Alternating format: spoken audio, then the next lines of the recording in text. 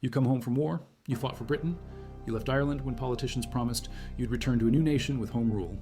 4 years later, trenches behind you, gas in your lungs, you step off the boat in Dublin. The city you left no longer exists. The politicians who sent you are dead or discredited.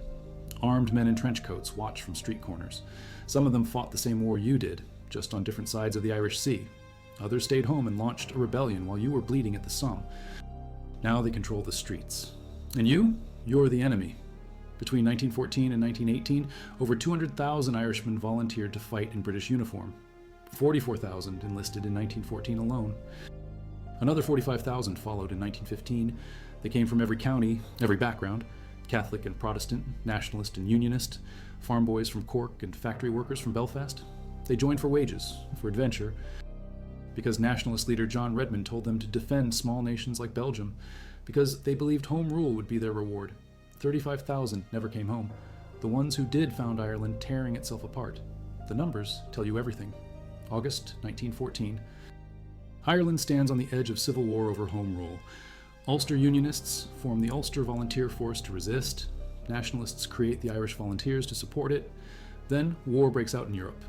Edward Carson pledges the Ulster Volunteer Force to Britain on August 1st. John Redmond declares on August 3rd that the Irish Volunteers will defend Ireland, freeing British troops for France. Both leaders meet with War Secretary Lord Kitchener in early August, both requesting their forces become distinct divisions in the British Army. Kitchener refuses. Within weeks, the Ulster Volunteer Force becomes the 36th Ulster Division with Unionist leaders as officers. The Irish Volunteers split. Redmond's faction, the National Volunteers, eventually forms the core of the 16th Irish Division, but led by English officers. Not Irish ones. Kitchener trusted Ulster Unionists. He didn't trust Irish nationalists. If you value documented military and social history like this, subscribe. It's the best way to support our work. Also, comment from which city you're hearing this from.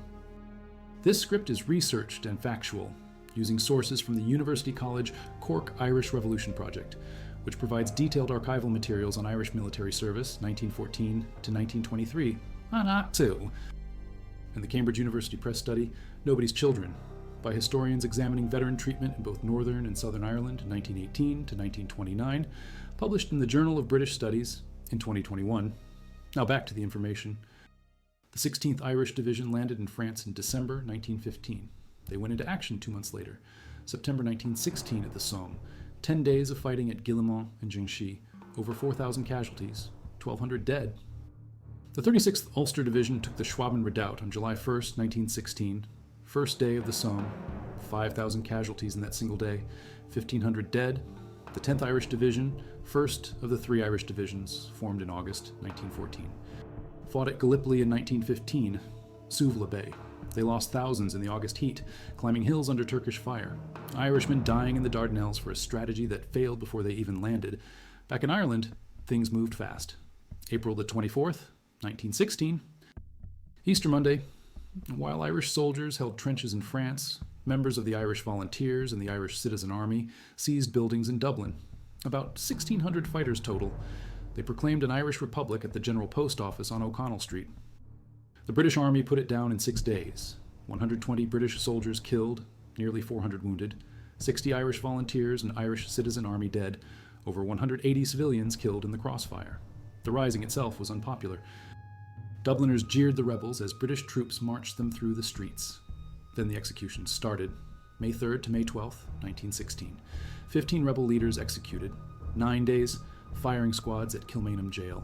Patrick Pearse, James Connolly, so badly wounded from the fighting they tied him to a chair to shoot him. Thomas MacDonagh. Joseph Plunkett married Grace Gifford in his cell hours before his execution. The British held the executions in secret. Field General Courts-Martial. No defense counsel allowed. One man, William Cosgrave, recalled being herded into groups, informed they were being tried, and that was it. The president of the court or the crown prosecutor would speak. No one could address the court on behalf of the prisoner. Over 3,000 men and 79 women arrested in the aftermath. 1,400 released within 2 weeks. Most of the rest released as posing no danger. 579 stayed locked up. Public opinion flipped. The executions created martyrs. Subsequent funerals became massive demonstrations. The return of released internees from Frongotch Camp in Wales drew huge crowds. September 1917. Thomas Ashe, one of the volunteer leaders imprisoned after the Rising, died on hunger strike after attempted force feeding. His funeral became a show of strength. The mood changed. Recruitment for the British Army in Ireland, already slowing before the Rising, dropped further. 1916, 19,000 men enlisted. 1917, 14,000. Spring, 1918. The German offensive breaks through on the Western Front. Britain faces crisis. The cabinet links conscription to Home Rule implementation in Ireland. Dual policy. You want Home Rule? Accept conscription. Ireland explodes. Mass demonstrations. The conscription crisis of 1918. Sinn Féin sweeps the December 1918 general election. 73 seats out of 105, 70%. They refuse to sit at Westminster. Instead, they form Dáil Éireann, an Irish parliament, in Dublin. January 21st, 1919. That same day, Solo Headbeg, County Tipperary. Men from the 3rd Tipperary Brigade of the Irish Volunteers ambush 2 Royal Irish Constabulary officers, escorting a cart of gelignite. Both constables shot dead. The Irish War of Independence begins. Guerrilla campaign, ambushes, raids, assassinations. The Irish Republican Army, reformed from the Volunteers, wages war against the Royal Irish Constabulary and the British Army. Meanwhile, Irish veterans of the Great War start coming home. Demobilization runs from late 1918 through 1919. Roughly 100,000 war veterans return to Ireland. That means 70 to 80,000 decided to live elsewhere. High unemployment at home, rising militant nationalism, hostility toward those who served Britain. The IRA distrusts ex-servicemen, potential informers, men who swore allegiance to the British Empire. Some IRA commanders actively target them. At least 97 of the civilians killed by the IRA as alleged spies during the War of Independence are ex-servicemen, 49%, County Cork alone. 29 ex-servicemen shot dead as suspected informers between 1919 and 1921. Overall, in Cork between 1920 and 1923, the IRA shoots over 200 civilians. 70 of them are Protestants, 36%. 5 times the Protestant percentage of the civilian population. The IRA claims they're targeting loyalists, not Protestants, but the numbers show a pattern. Some veterans can't find work. Thomas McCarty demobilizes in January 1919 after 2.5 years with the British Expeditionary Force in Egypt. He returns to Ennistymon, County Clare, presents himself to his former employer. He's told to go work for the people he fought for. He searches for employment elsewhere. Blank refusal every time. Thomas O'Brien and his 3 brothers all served in the British forces. Their father, too. No one in Clare wants anything to do with the family. Richard Barry, who served February 1940 to April 1946 with the Royal Army Medical Corps, recalls Carrigtwohill in County Cork. Strong Republican tradition. Also a surprisingly strong tradition of service in the British Army and Navy. He says, whatever troubles between England and Ireland, they didn't compare to having the Germans and Hitler in charge of Europe. But that nuance gets lost in 1919. The British recruit World War I veterans into the Royal Irish Constabulary. Shortage of RIC uniforms means they wear a mix of dark green RIC and khaki British Army uniforms. Black and tans. Approximately 10% of black and tan recruits are Irishmen. 14% of the auxiliaries. These forces commit atrocities during the War of Independence. December 11, 1920, Black and Tans burn the center of Cork City in reprisal for an IRA ambush that killed 1 auxiliary and wounded 11. They shoot at firefighters trying to stop the blaze. Modern equivalent of 87 million pounds in damage. Nationalists remember. British service becomes associated with oppression in their minds. Not all ex-servicemen side with Britain. Hundreds join the IRA. They bring training and command experience. Tom Barry, veteran of the Mesopotamian campaign, mastermind of the Kilmichael ambush in County Cork. November 1920. His IRA column kills all but one of an 18-man auxiliary patrol. Emmett Dalton, British Army veteran.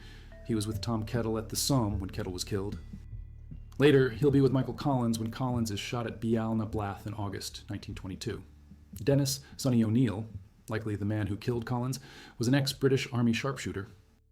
Martin Doyle won the Victoria Cross in 1918, then worked as an IRA intelligence officer in East Clare. These men used their British training to fight Britain. Michael Collins runs IRA intelligence.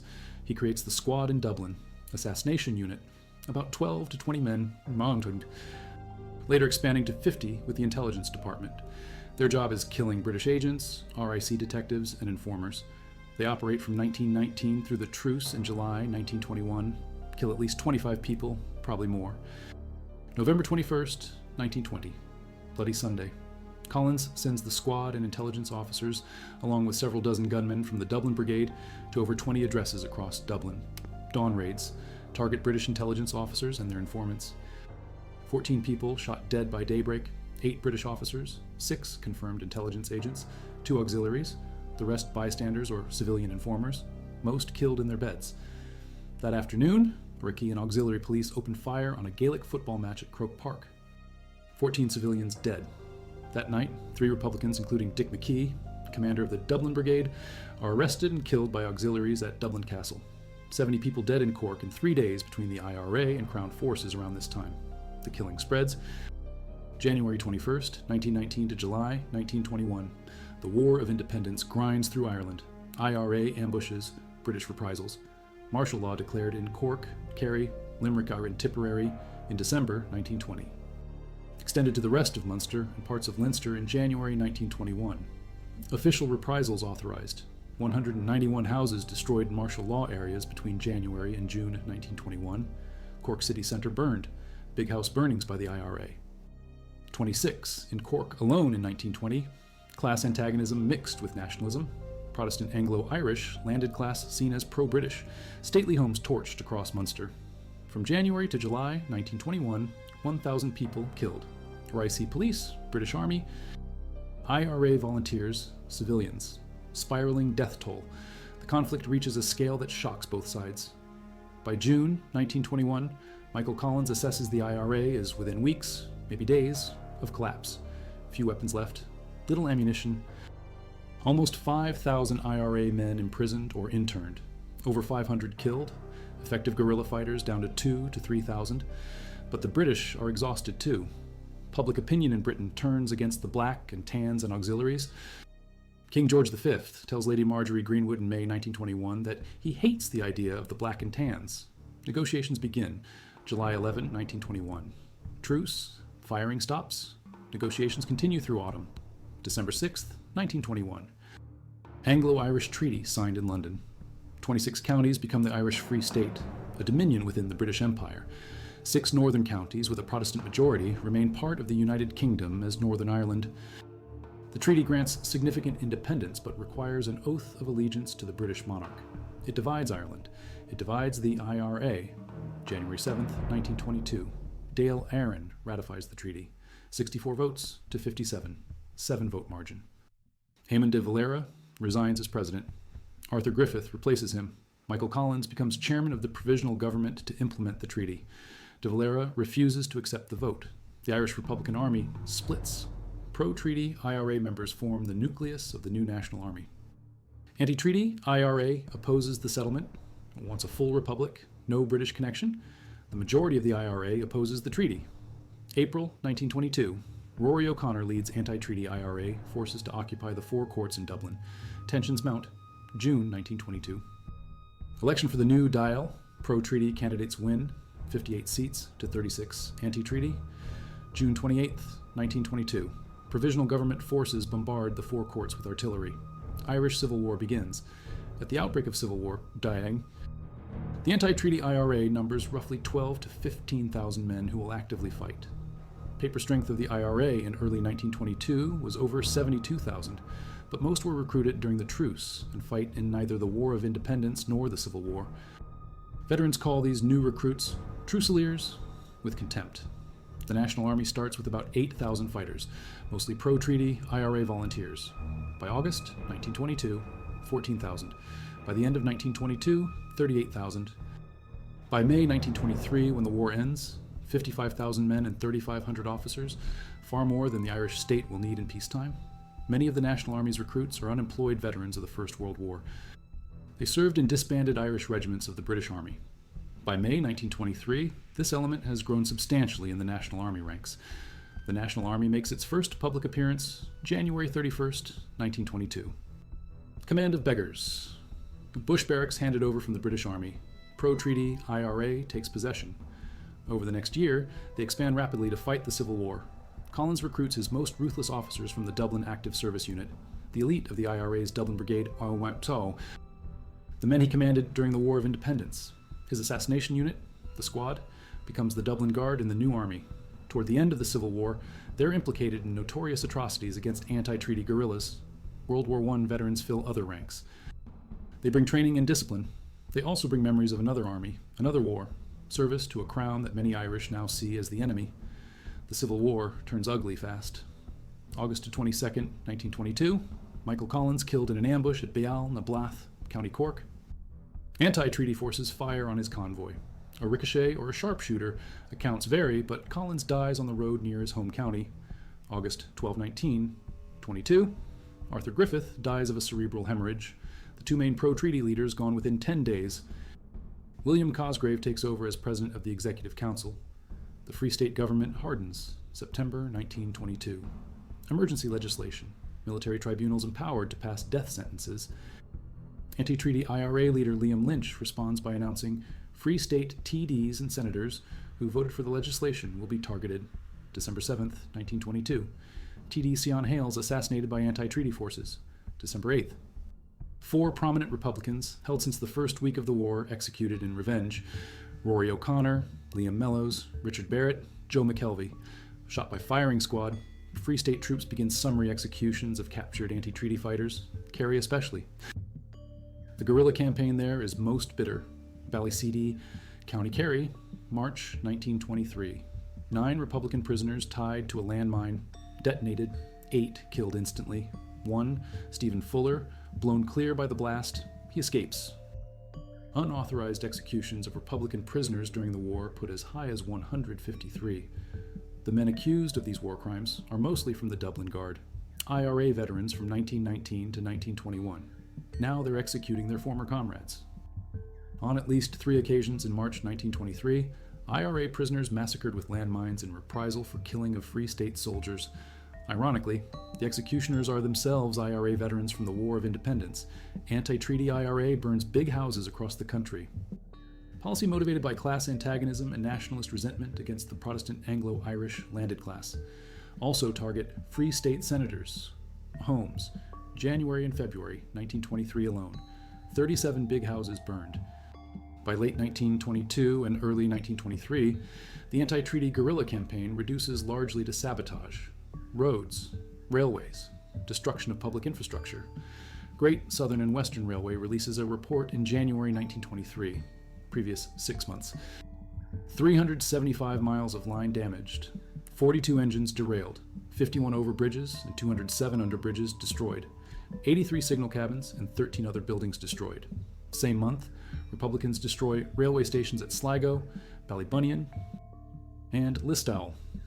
By early 1923, anti-treaty forces are losing. The offensive capability of the IRA has eroded. April 10th, 1923. Liam Lynch, anti-treaty IRA chief of staff, killed in action. Frank Aiken takes command April 20th. May 24th, 1923. Aiken orders anti-treaty IRA to dump arms. The Republic can no longer be defended successfully by your arms. Further sacrifice of life would now be vain. Military victory must be allowed to rest for the moment with those who have destroyed the Republic. No formal surrender, no negotiation. The war just stops. By late 1923, over 12,000 anti-treaty IRA men interned. Eamon de Valera, the last to leave Kilmainham Jail in 1924, 637 National Army fatalities during the Civil War. 426 anti-treaty IRA, 336 civilians. Total of 1,426 Civil War-related deaths in the 26 counties between June 28, 1922 and May 24, 1923. 648 pro-treaty fatalities. The National Army suffered the greatest losses, more than the IRA killed in the War of Independence against Britain. First 5 months of Civil War. National Army fatalities, approximately 95% of total Irish losses during the previous 2 years of guerrilla warfare against Britain. Irishmen killing Irishmen at a rate that exceeds what the British managed. The Civil War leaves scars deeper than the War of Independence. Brother fought brother. Former comrades from 1919 now executing each other. Villages split, families divided. The bitterness lasts decades. 2 political parties emerge from the opposing sides. Fine Gael from the pro-treaty side, Fianna Fáil from the anti-treaty. They dominate Irish politics for the next century. The Civil War's legacy poisons commemoration of the Great War. Veterans from France and Flanders come home to a country that fought 2 wars while they were away. Easter Rising in 1916. War of Independence. 1919 to 21. Civil War, 1922 to 23. The men who stayed created a new nation. The men who left to fight for Britain. Their ghosts in the New Ireland. Armistice Day, November 1119, 19 to 1925.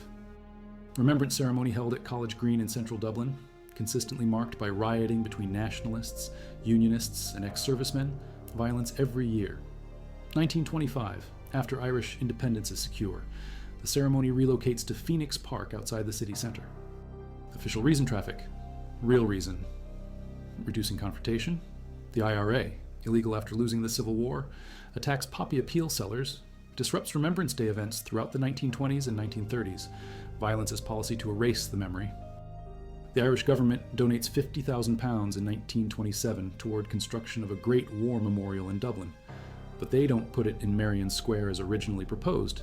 Island Bridge, western edge of the city, outside the centre, peripheral location. Following a meeting of over 100 representatives from all parts of Ireland in July 1919, a trust fund is created for a permanent memorial to commemorate all Irish men and women killed in the First World War. November 1924. General Committee forms to pursue proposals for a site in Dublin. Merrion Square or St. Stephen's Green proposed March 1927. Senate debate fails to resolve the impasse. William Cosgrave, president of the Irish Free State Executive Council, appoints a War Memorial Committee. December 9, 1930. Cosgrave meets with Andrew Jameson, a senator and committee member, suggests the present site at Island Bridge, Longmeadows Estates, 60 acres along the south bank of the River Liffey from Island Bridge toward Chapelzod. Committee adopts the proposal December 16, 1931. Cosgrave says this is a big question of remembrance and honor to the dead. It must always be a matter of interest to the head of government to see that a project so dear to a big section of the citizens should be a success. Major General William Hickey, former commander of the 16th Irish Division, says the memorial is an all-Ireland one. The government pledges £50,000. The trustees pledge $54,000. December 12, 1933. Agreement signed. Dublin City Council Office of Public Works already started work with 164 men during 1932. Sir Edwin Lutyens designs the memorial, landscaped gardens, pavilions to house Ireland's memorial records, stone of remembrance, large Celtic cross. Construction runs 1931 to 1938. Planned bridge over the River Liffey, linking it to Phoenix Park, deemed too expensive. Never built. 1932, government changes. Eamon de Valera becomes Taoiseach. He still supports the project. Makes valuable state contributions despite adverse political conditions of the 1930s. The cabinet approves wording in English and Irish. Work divided 50% between British and Irish World War I ex-servicemen. Difficulties arise in 1937. Plants, trees. Need for completion certificate from Office of Public Works. Certificate finally issued January 1938. Memorial complete. An official opening agreed for July 30th, 1939. Then the threat of another war in Europe looms. Meeting with Taoiseach. May 10th, 1939 discusses postponing the opening. Second World War breaks out. The opening is indefinitely postponed. First public event in the gardens happens 1940 for Armistice Day celebrations, but no official state opening, ever. The memorial sits there. 49,400 names. Every Irish soldier who died in the Great War. Names contained in sumptuously illustrated Harry Clarke manuscripts in granite bookrooms. A stone of remembrance weighing 7.5 tons. Irish granite symbolizing an altar. Sunken gardens, rose gardens, tree avenues, designed by one of the greatest memorial architects of the 20th century. And the Irish state never officially opens it. The gardens mark Armistice Day through the 1940s and 50s with some large attendances. But the national memory shifts. Independent Ireland enshrines its existence through commemoration of rebellion and revolution, Easter Rising, War of Independence. Even the Civil War gets more attention than the Great War. Veterans of the First World War have to maintain the memory themselves. No state-organized commemorations. Vernacular remembrance only. Christmas night, 1956, a bomb placed at the base of the Stone of Remembrance and Memorial Cross. Detonated. County Wicklow granite withstands the blast with little damage. October 1958. Another bomb. Another attempt to bring it down. Again, it fails. Superficial damage. Republican paramilitaries trying to erase the memory with explosives. The memorial survives. Neglect does more damage than bombs. By the 1960s and 70s, the gardens fall into disrepair. Vandalism, overgrowth, decay. 1966. Chairman of the Office of Public Works suggests completing the garden and building the planned bridge as a symbolic gesture of reconciliation. Taoiseach Sion Lamas turns it down. The memorial remains incomplete. 1988. Restoration completes. The restored gardens are officially dedicated by church officials, not the state. September 10th, 1988. Labour Party, TD Rueri. Quinn calls the dereliction one of the great scandals of our society in Dail Éireann, but still no state ceremony. That waits until July 1st, 2006, 90th anniversary of the Somme. President Mary McAleese attends the official opening. 70 years after construction finished, 87 years after the war ended, the state finally acknowledges the sacrifice. The location tells you everything. Not Marion Square beside Dail Éireann, not St. Stephen's Green in the city centre, Island Bridge, Western Fringe, between Inchicore Railway Works and Kilmainham Jail, a peripheral memorial for peripheral soldiers, men who fought for the wrong side in the national narrative. Compare that to the Garden of Remembrance at Parnell Square, built 1966 to commemorate those killed in pre-independence rebellions. Central location, state-funded, celebrated. The difference is stark. One memory honored, another suppressed, yet Island Bridge remains unique. Largest monument to military service of any description on the island of Ireland. Larger than anything commemorating the War of Independence. Larger than Civil War memorials. Larger than anything else. 49,400 names. Every Irish soldier who died in the Great War recorded, Harry Clarke's illuminated manuscripts listing them all. The official figure comes from Ireland's memorial records. Historians now use between 27,000 and 35,000 killed as more accurate, accounting for men born outside Ireland but serving in Irish units. Either way, the number is staggering. More Irishmen died in 4 years of the Great War than in all the Irish conflicts combined from 1916 to 1923. Post-war, veterans face practical problems: housing, employment, medical care. The Irish Land Act. 1919 provides approximately 5,000 houses and state-aided housing welfare for soldiers returning from the war, most constructed in the late 1920s after formation of the Irish Free State. Intended to facilitate reinstatement of ex-servicemen into civilian life, British government empowers the Irish Land Commission in December 1919 to provide holdings for former Crown Forces members who served in the war. British Chief Secretary James Macpherson declares he looks forward to seeing large colonies of these soldiers scattered all over Ireland. The British remain responsible for Irish veterans until the treaty transfers sovereignty. The treaty is signed. The British begin to withdraw. For the first time in 700 years, Dublin Castle is not the seat of British power in Ireland. It belongs to the provisional government of the new Irish Free State. For the men who fought the British, it is a victory, however compromised. For you, the man returning from the Somme, from Gallipoli, from Passchendaele, it is something else entirely. It is an administrative handover. Your life, your pension, your medical care, once the responsibility of an empire, now rests in the hands of the very men who called you a traitor for wearing the uniform you wore. The state you fought for is gone. The state that replaces it doesn't want you. After the transfer of power in 1922, the responsibility for Irish veterans becomes a bureaucratic tangle. The British Ministry of Pensions retains ultimate authority, but it needs to operate within the new Irish Free State. A headquarters is established at Burton Hall in Leopardstown, County Dublin. This isn't a gesture of goodwill, it's a necessity. Almost 110,000 disability pensions are being paid to Irishmen and their dependents by 1921. Over 36,000 widows, children, and other dependents rely on these payments. The British cannot simply walk away from this obligation. But they also cannot administer it without the cooperation of the Irish government. The men processing your paperwork in Dublin are now employees of the Free State, handling claims on behalf of the British Treasury. It's a quiet aide de sous, daily reminder of the tangled relationship between the two islands.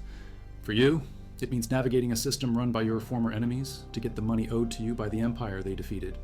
Every visit to a pension office, every medical examination is a quiet humiliation. The Free State civil servant on the other side of the desk might be the brother of a man shot by the Black and Tans. He might have been in the GPO in 1916. He now holds the power to approve or deny the claim for the lung full of phosgene gas you got in Flanders. The irony is bitter. In the first 5 years of the Free State, from 1923 to 1928, over 12,000 new pension claims are made. The war ended, but the cost continues to mount. Then there is the matter of health. The British Ministry of Pensions establishes a network of hospitals and clinics across the United Kingdom for the treatment of war veterans. Ireland is no exception. Leopardstown Park Hospital, set on a 200-acre estate in South Dublin. It was purchased in 1917 specifically to care for wounded and shell-shocked soldiers. It becomes a sanctuary, one of the few places in the New Ireland where a veteran's experience is understood, but it is a British institution on Irish soil, a little corner of a foreign field.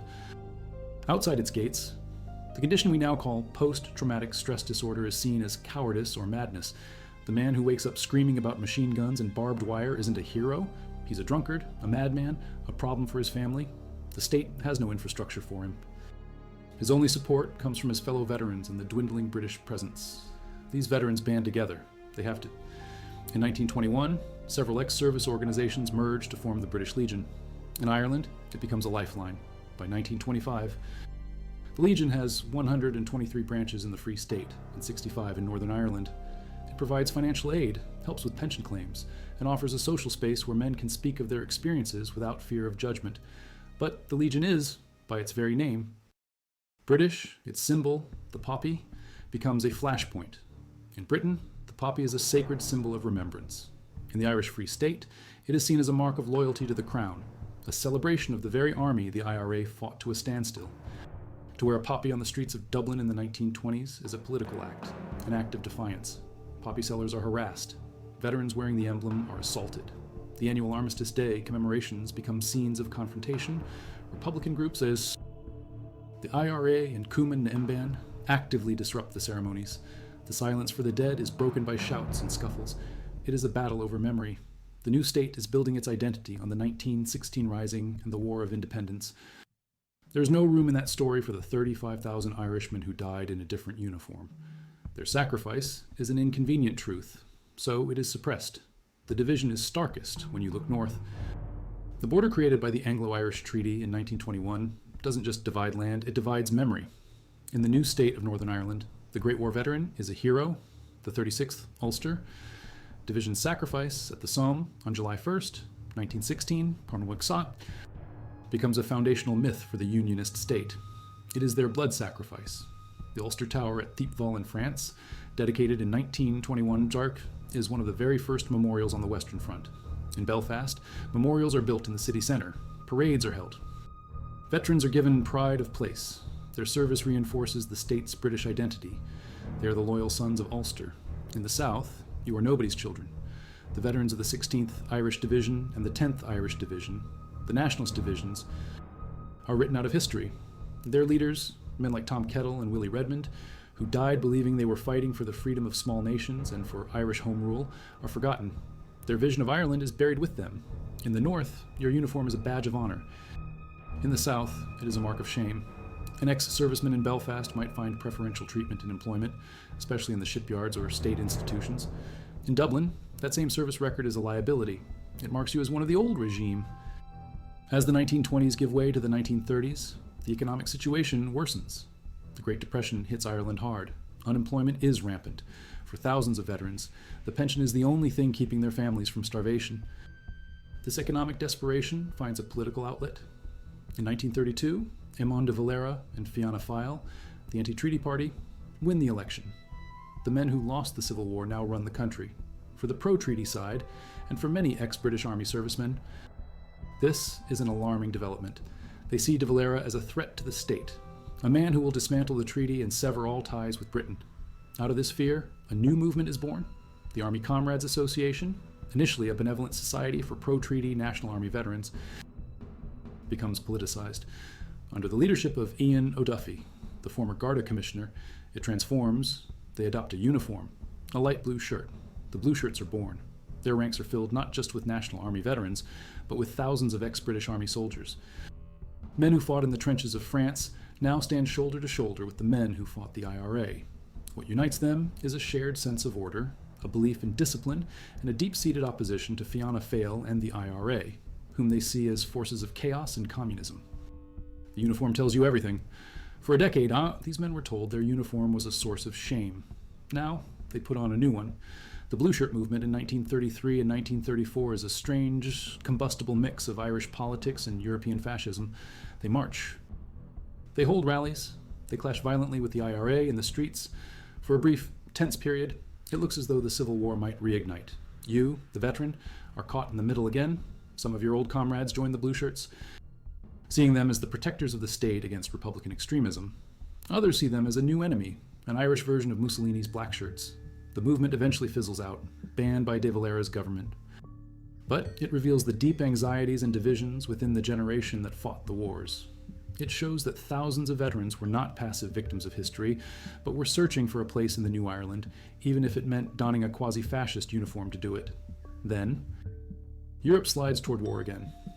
In 1939, Britain declares war on Germany. Ireland, under De Valera, declares its neutrality. This policy, known as the Emergency, isolates Ireland for the next 6 years. It also deepens the gulf between the official memory of the state and the experience of its Great War veterans. While the world fights Nazism, Ireland stands apart. For the men who fought the Germans between 1914 and 1918, this neutrality is hard to stomach. Richard Berry's sentiment from Carrigtwohill echoes again. Whatever the troubles between England and Ireland, they were nothing compared to having Hitler in charge of Europe. Despite the official policy of neutrality, thousands of Irishmen choose to fight. An estimated 70,000 citizens of the neutral Irish state serve in the British Armed Forces during the Second World War. Many are the sons of Great War veterans. For them, service is a family tradition, a duty that transcends national politics. They cross the border into Northern Ireland or take the boat to Britain to enlist. At home, they are branded as deserters from the Irish Army and are blacklisted from public service employment for 7 years after the war. Another generation of Irish soldiers serving in British uniform finds themselves alienated from the state they call home. The cycle repeats. The post-war decades are a period of profound silence. The 1950s and 1960s are the nadir for the memory of Ireland's Great War dead. The state solidifies its narrative. In 1966, the nation celebrates the 50th anniversary of the Easter Rising with massive parades and official ceremonies. The event is enshrined as the state's moment of conception. The men of 1916 are the founding fathers. The men who died at the Somme that same year might as well have been on the moon. The Island Bridge Memorial, the place built to honor them, is a ruin, overgrown, vandalized, forgotten. The bombs of the 1950s failed to destroy the stone. But decades of official neglect achieve what explosives could not. They nearly erase it from public consciousness. During these years, remembrance becomes a private, almost clandestine affair. Small groups of aging veterans gather at Island Bridge on Armistice Day, their numbers dwindling each year. The Royal British Legion continues its welfare work, but its public profile is minimal. The troubles in Northern Ireland, beginning in the late 1960s, make things even more difficult. Any association with the British Army becomes toxic. To speak of Irish service in that army is to invite suspicion, to be seen as a sympathizer with the enemy in a new, vicious conflict. The silence becomes a shroud. The stories of Guillemot, of Gallipoli, of Mesopotamia, are not passed down. They die with the men who lived them. An entire chapter of Irish history is torn from the book. It isn't until the 1990s that things begin to change. A new generation of historians begins to uncover the suppressed history. The political climate shifts. The Good Friday Agreement in 1998 creates a new space for acknowledging complex identities and shared histories. The idea that one could be both Irish and have served in a British army begins to seem less contradictory. President Mary Robinson makes symbolic gestures, visiting the Island Bridge Memorial and wearing a poppy. It is a quiet revolution in Irish public life. The Queen's visit to Ireland in 2011, where she lays a wreath at the Garden of Remembrance for Ireland's patriot dead, and then visits the Island Bridge Memorial for the war dead, is a moment of profound reconciliation. Finally, on the 1st of July, 2006, 90 years after the first day of the Somme, the Irish National War Memorial Gardens at Island Bridge are officially opened by the President of Ireland. 87 years after the war ended, almost 70 years after the memorial was completed, the state, at last, acknowledges its forgotten soldiers, but it is too late for the men who fought. They are all gone. They came home to a country they no longer recognized, and that no longer recognized them. They were promised a nation. They were given oblivion. Their memorial, on the edge of the city, a place of quiet beauty, stands as a testament not just to their sacrifice, but to a century of silence. It is a monument to the war they fought and to the long, quiet battle they lost for a place in their own country's memory.